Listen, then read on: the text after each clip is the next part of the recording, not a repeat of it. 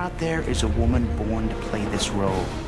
A woman who will journey into the heart of the unknown.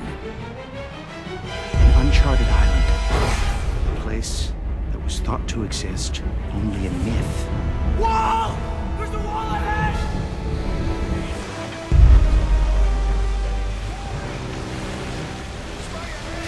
Look at this place, Jack!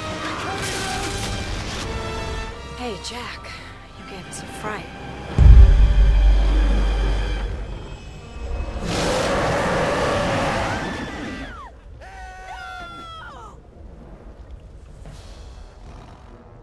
Hi, this is Douglas Perry, Editor-in-Chief of IGN Xbox and Xbox 360.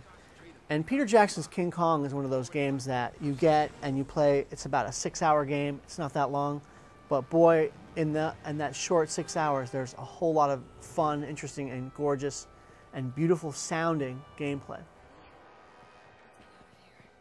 Peter Jackson's King Kong is based on the movie, so the story takes place in the 30s. It follows a director and his crew that go to Skull Island, this off-the-map island that has not been affected by time, so there are dinosaurs and giant gorillas and all sorts of crazy insects on the island, and it's a perfect place for a video game to take place, and a movie. First of all, it's a mixture. There's a third-person perspective, which is where you actually play as King Kong. That's only about 20-25% of the game.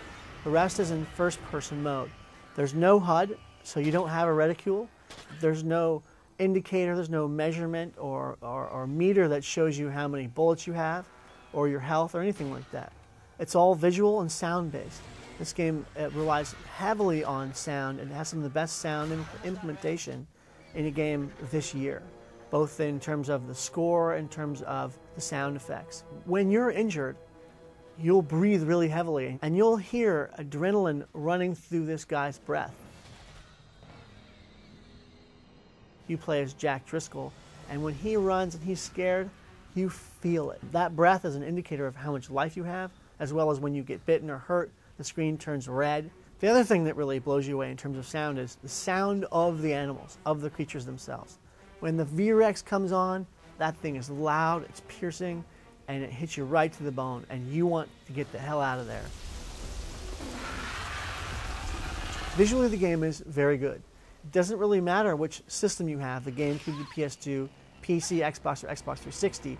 They're all good looking, and that's partly due to the fact of the level design, and the levels are created in an organic way, so there are no right angles. Everything's based on this sort of ferny, tree, sort of hilly landscape that's just really beautifully done. On the Xbox 360 and on the PC in particular, you'll see fantastic lighting coming down, really high-res imagery, and a whole lot of great geometry that sort of fleshes out this island in a really living kind of way. The first-person shooter stuff is more like an adventure.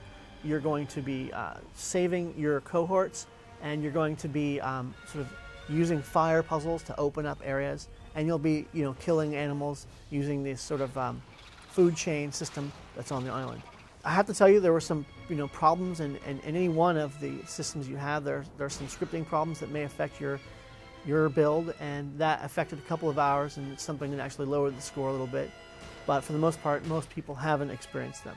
Playing from the third-person perspective as King Kong, you get a really muscular, powerful sense of control, even though it feels like you're playing as like a very simplistic wrestler. You're very sort of contained in certain areas.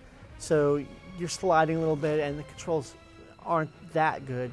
And it's simple, you're King Kong. You basically, break the backs of V-Rexes and snap their jaws and throw little dinosaurs off of cliffs.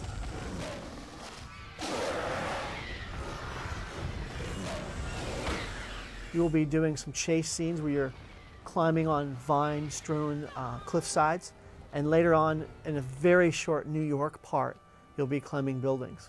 In the end, I think King Kong is a short, spectacular game.